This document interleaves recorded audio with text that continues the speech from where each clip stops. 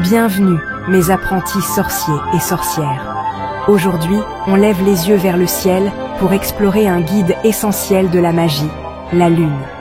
Découvrons ensemble comment les cycles lunaires peuvent renforcer ta pratique.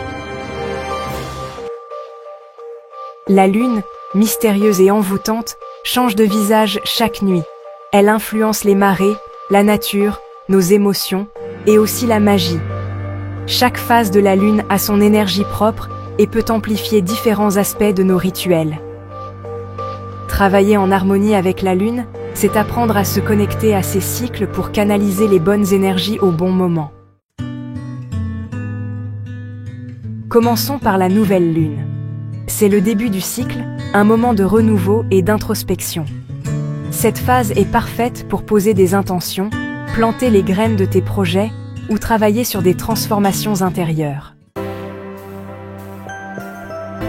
Ensuite, nous avons le premier quartier. C'est le moment où la Lune commence à grandir, et cette énergie montante est idéale pour l'action et la détermination. Pendant cette phase, concentre-toi sur ce que tu veux voir grandir dans ta vie.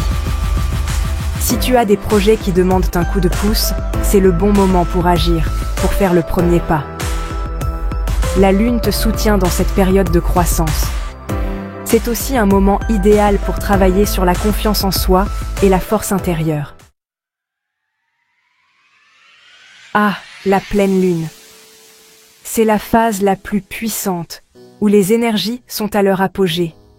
La pleine Lune est souvent associée à la célébration, la gratitude et la libération. Elle amplifie toutes les énergies, alors veille à avoir des intentions claires. Profite de cette phase pour des rituels de manifestation ou de guérison. Si tu as des situations, des peurs ou des habitudes à laisser derrière toi, c'est le moment de les relâcher. Beaucoup de sorciers aiment faire des rituels de purification sous la pleine Lune, en rechargeant leurs cristaux ou en prenant un bain de lune pour se revitaliser. Enfin, le dernier quartier. C'est une phase de bilan et de libération. La Lune décroît et elle nous invite à relâcher ce qui ne sert plus, à nettoyer nos énergies. C'est le moment de réfléchir à ce que tu peux laisser partir pour repartir léger vers le prochain cycle.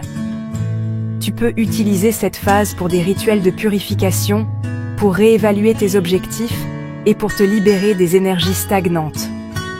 C'est aussi une excellente période pour ranger et purifier ton espace de pratique, comme une préparation pour accueillir un nouveau cycle.